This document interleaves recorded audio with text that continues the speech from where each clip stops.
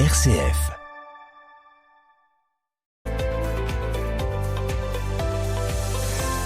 Regard croisé sur le Grand Est. L'actualité économique, sociale et environnementale. Présenté par Jean Fischer, en collaboration avec le Césaire. PRSR. Derrière cet acronyme barbare se cache un prix qui récompense des initiatives qui enchantent nos campagnes. Le prix régional des solidarités rurales. Créé il y a 35 ans pour le Conseil régional de Champagne-Ardenne, il changea de nom et de dimension il y a 10 ans, à l'occasion de la création du Grand Est. Chaque année, il récompense des réalisations locales qui dynamisent les ruralités. Accompagné de fidèles partenaires, le Césaire a ainsi récompensé 82 initiatives juste depuis la fusion. Cette année encore, c'est 74 000 € qui seront distribués aux différents lauréats. Avant que vous n'alliez postuler sur le site du Césaire, chers auditeurs engagés de RCF, rencontre avec Sarvi, lauréat 2025 des prix spéciaux EDF et La Poste. Bonjour, moi c'est Lydie Saunier, je suis la présidente du prix régional des solidarités rurales. Et comment fonctionne ce prix ? Alors c'est un prix qui est décerné tous les ans et à ce propos, à partir du 1er avril, vous avez jusqu'au 30 juin pour candidater sur le site du Césaire. Alors qui c'est qui peut candidater ? À partir du moment où vous êtes une association, un collectif, une entreprise ou une collectivité, que vous œuvrez sur le territoire du Grand Est, bien évidemment, et que votre action se passe dans nos territoires ruraux et qui contribue à dynamiser nos campagnes, qui contribue au mieux vivre des uns des autres, qui contribue à faire se rencontrer les gens malgré les âges, malgré les origines, et à partir du moment où voilà, tout ça contribue à faire du lien dans nos territoires ruraux, eh bien, le prix est là pour vous. Voilà, donc on a, c'est le Césaire, le Conseil régional, et puis nos partenaires qui font partie donc de ce jury, accompagné par la Ligue de l'enseignement aussi. Et donc, on a hâte de découvrir vos candidatures. À partir du 1er avril, allez-y! Si j'ai bien compris, il suffit juste de se rendre sur le site du Césaire pour pouvoir remplir un dossier. C'est bien ça ?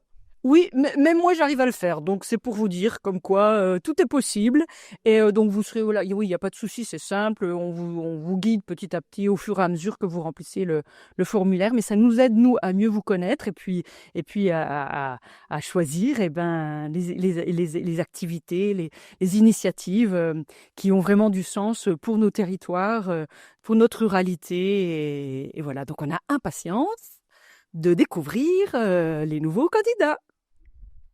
Ce prix, donc déjà je trouve super parce que il y a quand même 2 de nos partenaires qui ont cru en vous, hein. Et c'est pas des moindres, hein, comme l'évoquait Philippe. Le prix sans nos partenaires, il serait pas grand-chose non plus. Et là, se faire rencontrer les partenaires, là on en a une belle illustration. Donc voilà, aussi un petit coup de projecteur sur nos partenaires, parce que s'ils sont pas là, notre prix, il n'a pas toute l'étoffe qu'il mérite. Donc bien sûr, il y a aussi en partenaire, il y a aussi la région et le Césaire. Et ce que j'aimais dans ce tour de table, c'est qu'on retrouve complètement, vous cochez à toutes les cases, quoi, grosso modo. Parce que vous avez évoqué les uns les autres, c'est à un moment, faut qu'il y ait une volonté, mais il faut qu'elle soit commune, il faut qu'elle soit partagée. Et puis, il faut qu'il y ait déjà des gens qui se croisent et qui aient envie, qui y croient, qui ont envie de travailler ensemble, qui ont envie de se suivre, et tout ça dans un esprit de collectif, parce que tout seul, on est beaucoup moins fort qu'à plusieurs, et qu'à partir du moment où on y croit, où il y a une envie, on se rend compte qu'au final, tout peut devenir possible. Donc, merci à vous, les uns les autres, de contribuer et de faire que les choses peuvent être possibles. Bonjour, Andy Kimeno, membre de Sarevi. Alors Sarevi est une association, comme son nom l'indique, qui cherche à valoriser les chutes de production des industriels du territoire pour allonger le cycle de vie de ces matières nobles que sont le tissu et le cuir. On les détourne de l'enfouissement et de l'incinération pour leur donner le nom de matières premières secondaires qui vont être travaillées et transformées par des couturières en insertion dans le monde des acteurs de l'économie sociale et solidaire, afin qu'elles montent en compétences et qu'elles aient elles-mêmes une deuxième vie pour remettre le pied à l'étrier, pour retourner dans l'activité dite traditionnelle. Et donc en plus, il me semble que sur votre territoire, qui est donc celui de Sarrebourg, ces emplois sont recherchés par les employeurs. Exactement. Sur le territoire de Sarrebourg, on a un fort historique de métiers liés à la couture et d'avoir recréé cette filière de formation au métier de la couture permet aux salariés en insertion éloignés de l'emploi d'avoir des compétences en couture qui pourraient être retrouvées par les industriels qui nous mettent à disposition les gisements de cuir et de tissu, ce qui nous donne un aspect tout à fait circulaire, tant au niveau humain qu'environnemental. On parle là de ressources humaines et de ressources matières circulaires. Comme tout cela se développe et que vous êtes lauréat de différents prix, quels sont vos projets pour l'avenir ? Alors, les projets d'avenir de la maison d'édition et de matière Sarevi seraient de pouvoir créer encore plus d'emplois non délocalisables sur le territoire en ayant notre propre ligne de production de matière, mais également de pouvoir permettre aux couturières de développer leurs compétences en diversifiant le parc machine. Et je profite ici de ce message pour remercier les mécènes qui vont nous permettre de réaliser ce changement d'échelle à l'horizon 2026-2027. Regard croisé sur le Grand Est avec RCF Cœur de Champagne. Véronique Witzmann, EDF. Je suis responsable de la communication et de la RSE au sein de la direction Action régionale d'EDF en Grand Est. Donc EDF a choisi le projet de Sarevi parce que c'est un projet d'économie circulaire et qui lutte contre le gaspillage des pièces de tissu. Donc un projet qui a un intérêt écologique et puis un projet dans le territoire qui permet le retour à l'emploi de personnes, chose qu'on a à cœur dans le territoire. Je suis Virginie Young, déléguée au développement régional pour le groupe La Poste sur la région Grand Est. Et cette année, on a choisi d'attribuer notre prix spécial La Poste Césaire à Sarevi, qui est une structure qui nous a beaucoup parlé parce que elle permet du transfert de savoir-faire, de l'inclusion sociale, retrouver un métier pour des femmes couturières et du réemploi de cuir et de matières premières qui sans eux finiraient à la poubelle. Donc pour nous, c'est hyper en phase avec notre rôle d'entreprise à mission et avec les 4 objectifs environnementaux, sociaux et sociétaux que la Poste s'est fixé dans le cadre de l'entreprise à mission. Ghislaine Déhomme, encadrante technique de couture chez Entraide d'Emploi. On récupère déjà les chutes de tissu de cuir par rapport à Mephisto, Steelcase, sont en partenariat avec nous et qui nous prêtent aussi des machines actuelles. Ensuite, on fait le tri. On peut avoir de tout, on peut avoir des petites chutes, on peut avoir des rouleaux, on peut avoir des pots. Donc de là, on trie par matière, épaisseur souvent. Et après, on se projette d'après les matières, qu'est-ce qu'on peut faire. Donc on fait des petits goodies, on fait de la création.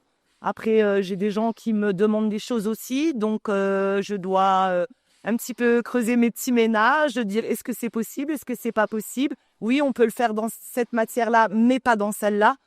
Et ça, c'est de la technicité. Et après, dès que j'ai fait, après plusieurs petites réflexions, j'essaie de faire mon modèle, bien sûr dans des chutes, pour éviter de prendre de la belle matière. Et si je vois que c'est réalisable, je crée une fiche technique et je le fais après avec les filles. Et le but, c'est d'avancer. On part d'un petit cœur octobre rose et on arrive avec une sacoche banane en cuir, avec des cabas en cuir, avec des coussins patchwork, avec du synderme, avec de la laine moselène. Enfin, tout ça est un mélange et on essaye de faire plein de choses et que ça plaise. Et surtout que mes filles avancent. Et le but, c'est que c'est 2 ans maximum chez nous. Si elles partent un peu plus tôt, tant mieux pour elles. C'est mon but au départ. Et qu'elles puissent réintégrer, pourquoi pas, Steelcase, parce qu'ils sont à la recherche de couturières, ou Mephisto. Et c'est un peu mon but aussi, c'est plus de la formation Et quand je les vois avec un grand sourire et qu'elles arrivent à faire quelque chose, moi, je suis heureuse. Le Synderme que vous allez le voir partout après. Dès qu'on aura mangé, il y en aura partout. On a fait une montée de stock de Synderme, donc c'est ce cuir recyclé. On envoie des chutes de cuir, du squelette, là où quand les couturières ne peuvent plus faire un porte-clés dedans, voilà, on envoie du squelette. On récupère des plaques ou des rouleaux, lèse 1,44 m par 1 m ou 50 mètres de long, ce qui donne la possibilité aux couturières en insertion de travailler des surfaces plus importantes. On montrera tous les échantillons, toutes les confections que les couturières font. Donc on a fait une montée de stock de 150 mètres carrés de cette nouvelle matière. Et on est également dans l'attente de petits équipements, petits parcs-machines et gros parcs-machines pour les couturières, mais également pour l'un des autres membres fondateurs de l'association, le collège de Hartzwiller, qui nous fait les personnalisations et qui devrait être équipé avec l'atelier couture d'une brodeuse numérique pour pouvoir avoir une autre compétence de personnalisation. Le collège d'Hartzwiller s'occupera très certainement de la vectorisation, de la numérisation, donc sur une brodeuse numérique, de la conception du fichier .dgw, enfin toute la partie numérique qui est un petit peu plus inhérente à un gamin de 11-13 ans, à un collégien, qu'à quelqu'un à qui on cherche à apprendre un métier technique de couturière. Et par contre, quand ce fichier sera créé, ce sera les couturières de l'atelier couture qui utiliseront la brodeuse numérique pour venir broder toutes ces confections. On est en train de croiser un petit peu les différentes subventions qu'on a eues de la caisse d'épargne, de la CG sur leur fonds de dotation, les subventions de nos mécènes qu'on remercie encore une fois, les groupes La Poste et EDF, mais également le département qui nous soutient financièrement.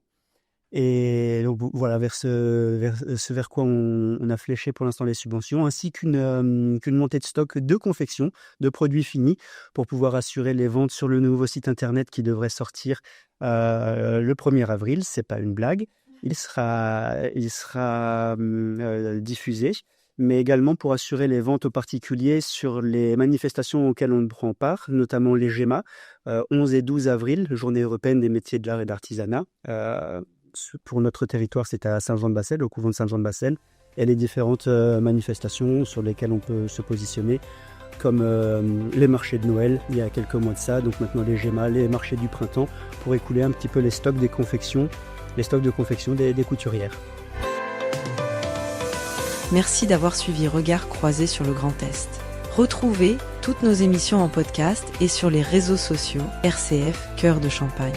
Une émission en collaboration avec le Césaire.